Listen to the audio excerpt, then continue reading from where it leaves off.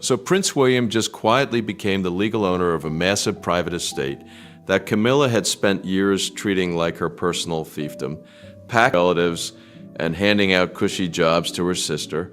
And the absolute second the paperwork cleared, he fired every last one of them. No warning, no press release, just a routine financial document with a name missing and a message so loud it basically echoed through every palace in the country. And what he's now preparing to do next has apparently sent Camilla into a spiral so deep that sources say she's genuinely terrified about where she's even going to live, because the home she walks through, everything it with her every single day, she doesn't own a single brick of any of them, and the man who does just proved he's not feeling sentimental. Before we get into the fallout, if you love royal deep dives where we actually look at the receipts, hit subscribe to Crown Watch real quick. We break this stuff down every week. Now let's get into it. The whole thing kicked off on September 8th, 2022, the moment Queen Elizabeth II took her last breath at Balmoral Castle. In that single instant, before the world had even fully processed the announcement, a chain reaction fired off inside the British royal family that is still tearing through relationships today. Charles became king, obviously. That part everyone saw coming, but something else happened in that same breath, something that barely made the headlines, but carried consequences that are absolutely massive.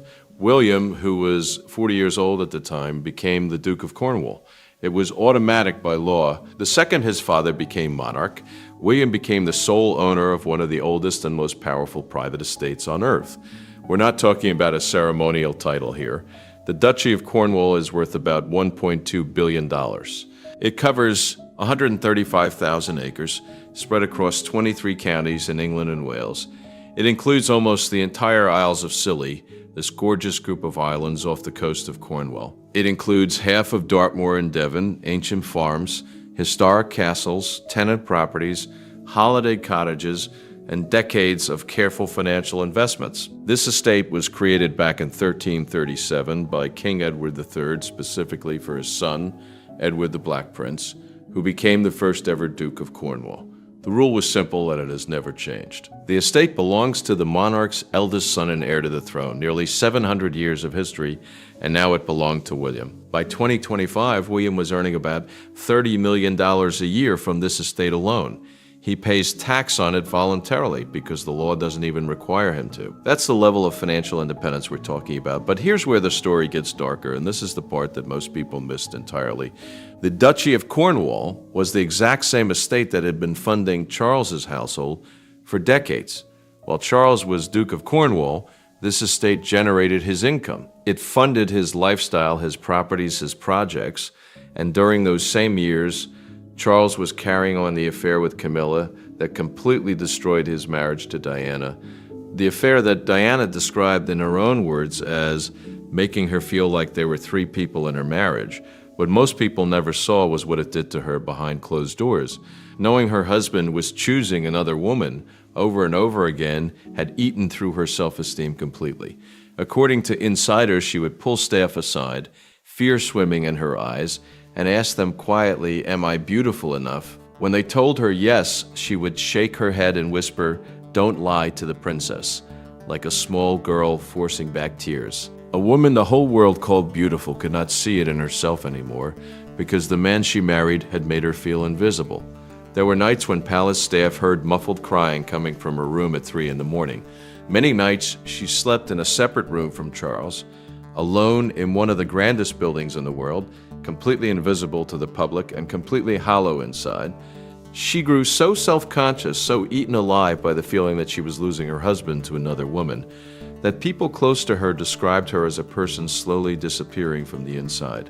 The affair that William and Harry watched consume their mother from the time they were small boys, the lifestyle that this very estate funded now belonged to Diana's son. And there was one more detail that almost nobody discussed.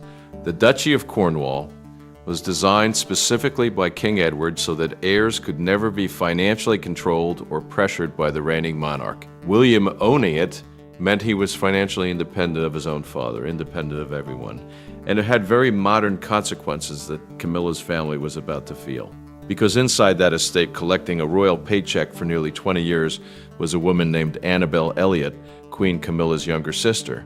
She had been hired back in 2005 to design the interiors of duchy properties across Cornwall, Wales, and the Isles of Scilly.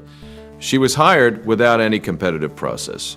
She got the contract because her sister married the man who owned the estate. That was the entire basis of the arrangement. And for 20 years, it worked perfectly. Until the day William became her boss, what happened next sent a message through Camilla's family that hit like a thunderclap. Before we get to that, though, you need to understand exactly who Camilla was and what she had been doing inside this family for the past 2 decades. Because William's actions did not happen in a vacuum. They were the answer to something. And that something is far darker than most people realize.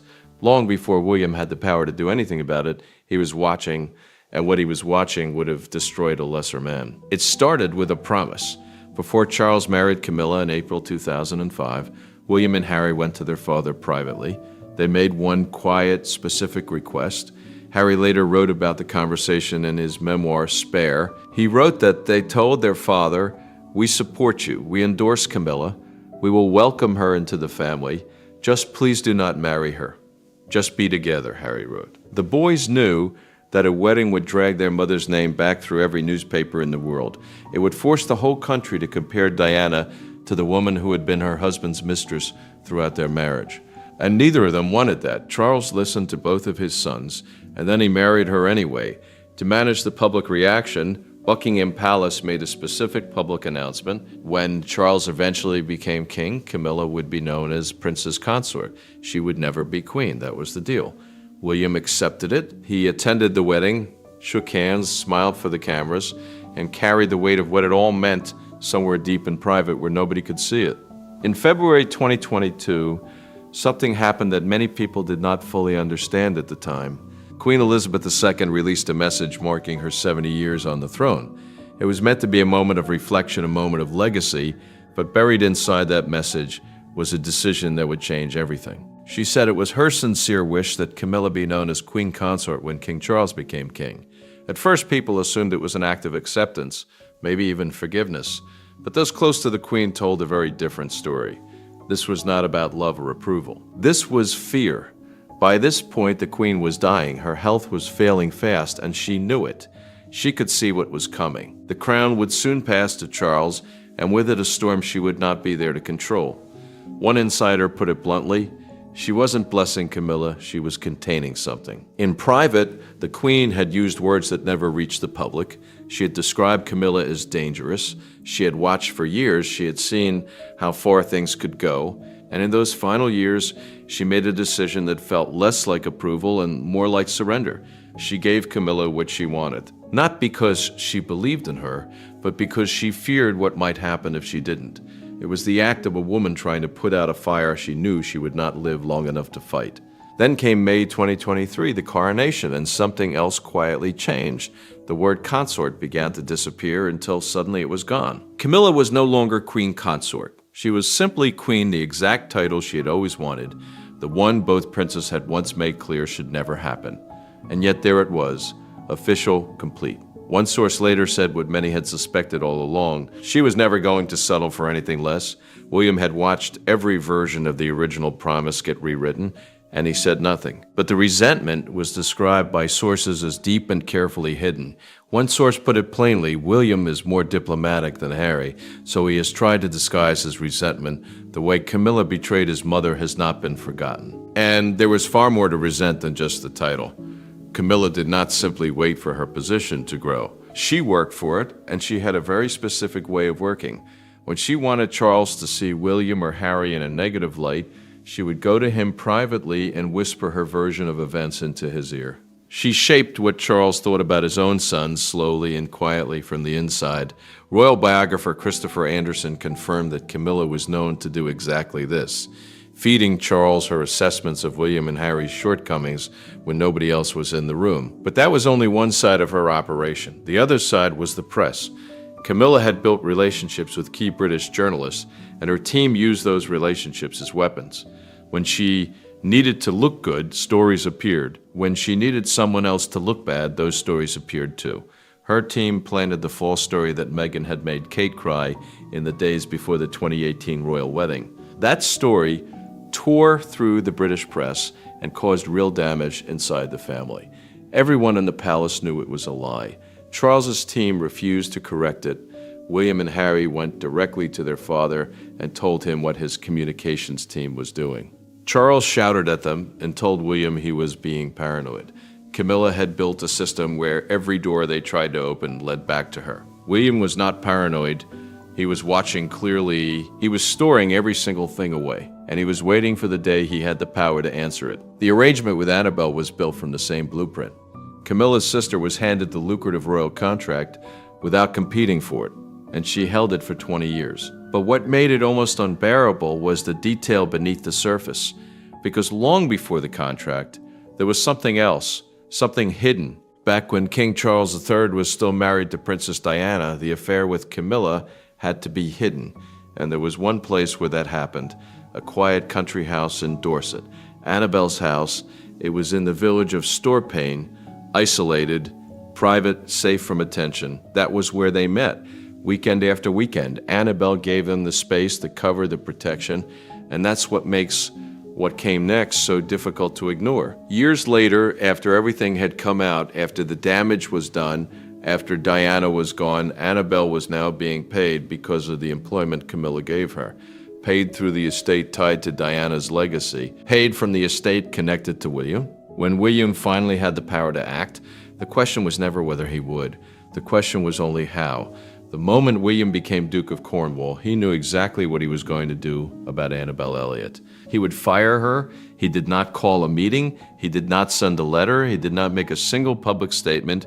He simply waited for the Duchy of Cornwall to publish its routine annual financial accounts.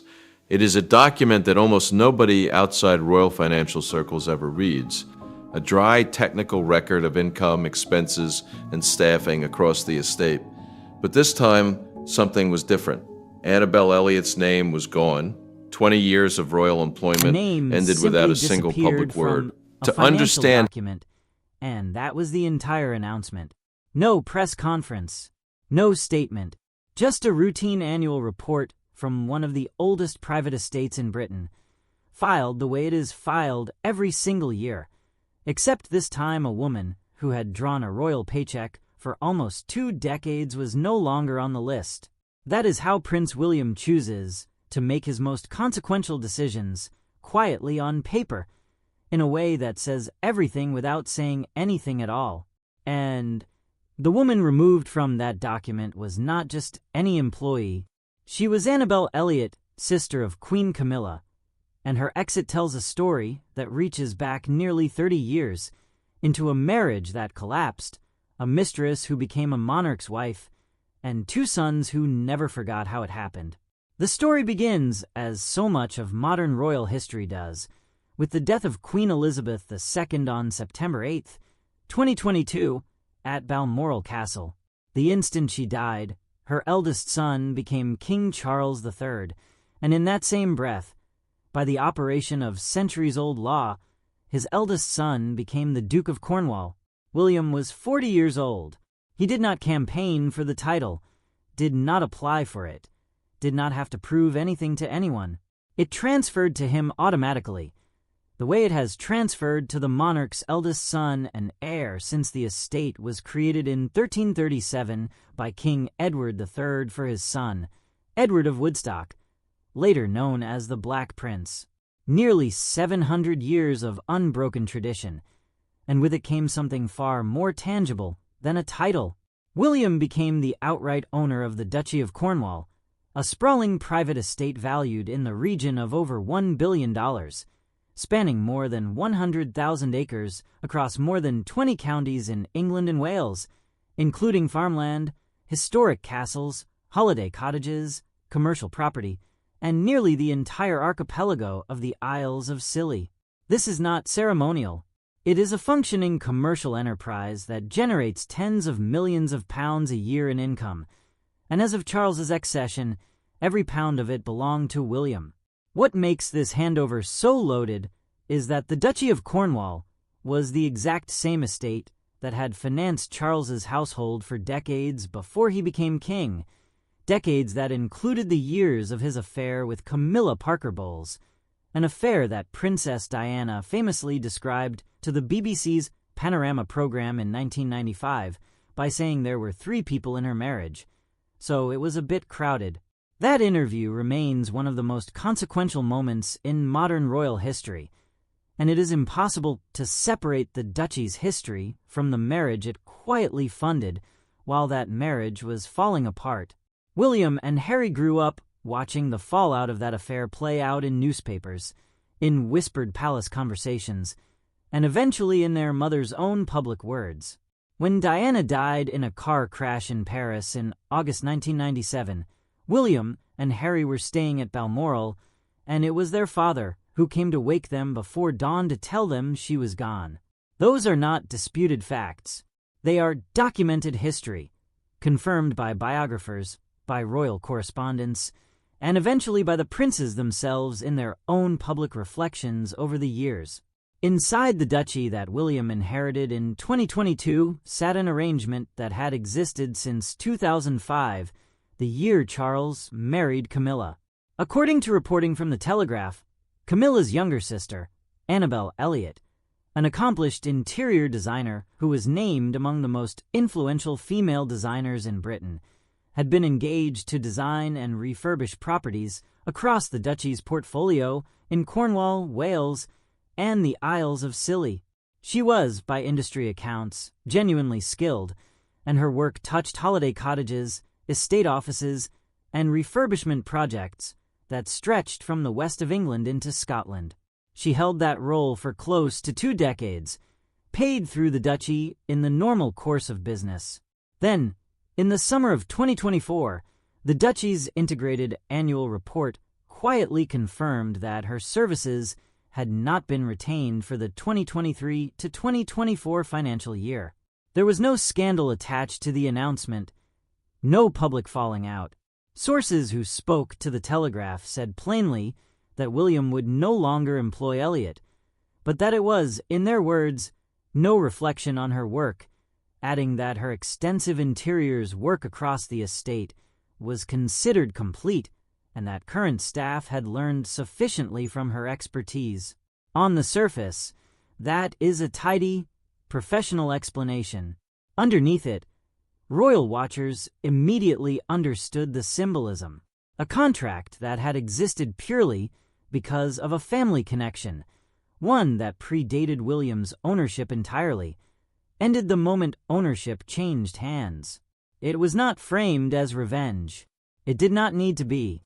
The timing spoke clearly enough on its own. To understand why that quiet decision carried so much weight, you have to understand what William watched happen to his mother's legacy over the better part of 2 decades.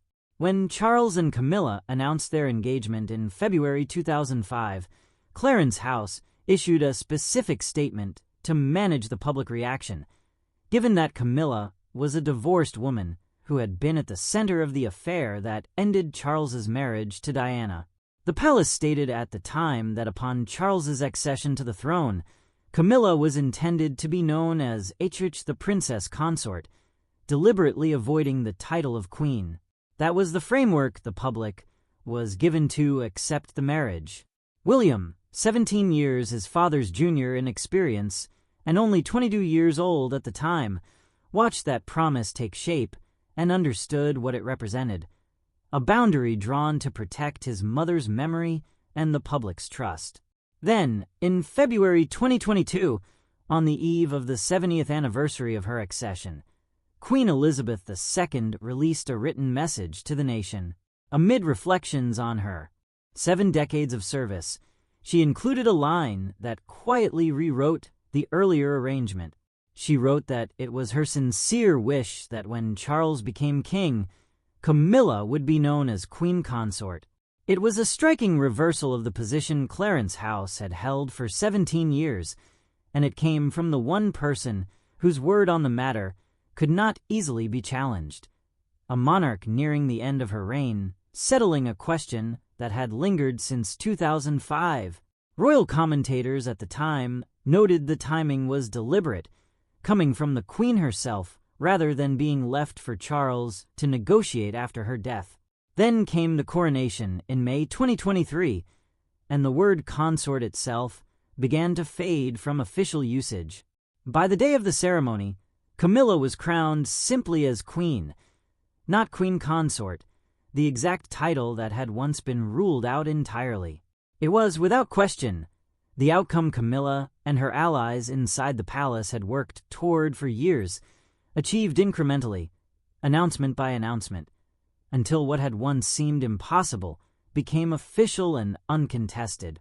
William, by most accounts from royal biographers who have covered the family for decades, has never been the type to air grievances publicly the way his brother eventually did.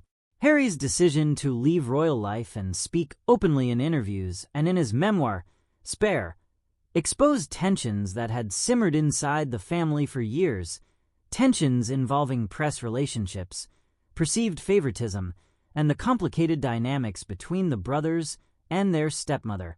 William took a different path, choosing distance and quiet institutional decisions over public confrontation. Multiple royal reporters have described this as consistent with his character, a preference for control exercised through structure rather than through statements. The removal of Annabel Elliot fits that pattern precisely.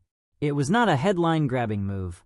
It was a line item that disappeared from a report almost nobody reads outside of financial and royal circles, and it required real digging by journalists to even surface as a story. It was not the only signal sent that year.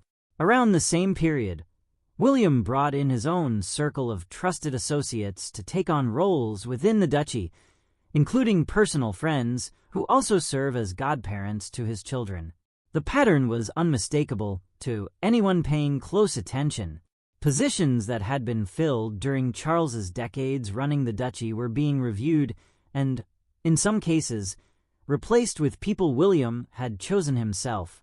Financially, the change tied to Annabel Elliot was almost negligible against an estate worth well over $1 billion, a matter of tens of thousands of pounds a year in a portfolio generating tens of millions. But inside a family where symbolism has always mattered more than balance sheets, the message was unmistakable, and it landed exactly where it was meant to. Then, in September 2025, something happened in full public view that made years of private tension impossible to ignore. During President Donald Trump's second state visit to the United Kingdom, cameras at Windsor Castle captured a moment between Queen Camilla, Kate, Princess of Wales, and First Lady Melania Trump. Footage that circulated widely online showed Kate in warm conversation with Melania near the entrance of the castle, before Camilla, standing close by, made a brief hand gesture toward Kate that appeared to direct her to step back. Kate complied immediately, moving to rejoin William's side. The clip spread rapidly, viewed and replayed by millions, and it sparked genuine debate among royal commentators and body language analysts about what exactly had occurred. Some read it as a simple matter of formal protocol and positioning during a ceremonial welcome. Others interpreted it as something closer to a subtle assertion of precedence in front of visiting foreign dignitaries. What is not in dispute is that the moment happened, that it was filmed from multiple angles, and that it reignited public conversation about the underlying dynamics between Camilla and the woman who will one day become queen in her own right. Whatever the true intent behind that gesture, it became, fairly or not, a symbol of a much larger and much older story about hierarchy inside a family still working out where everyone stands.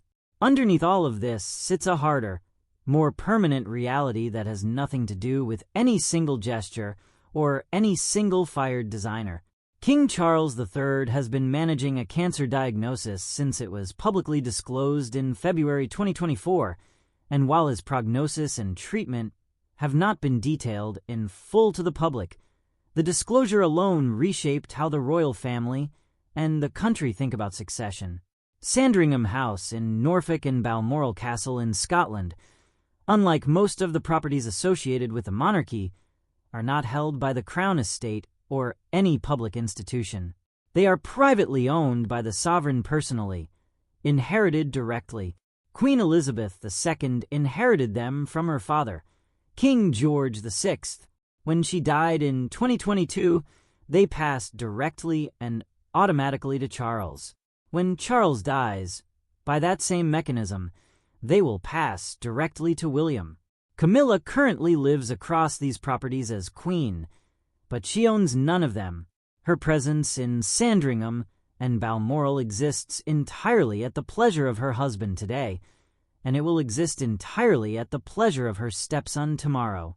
There is no legal document that guarantees her continued access once that transfer occurs.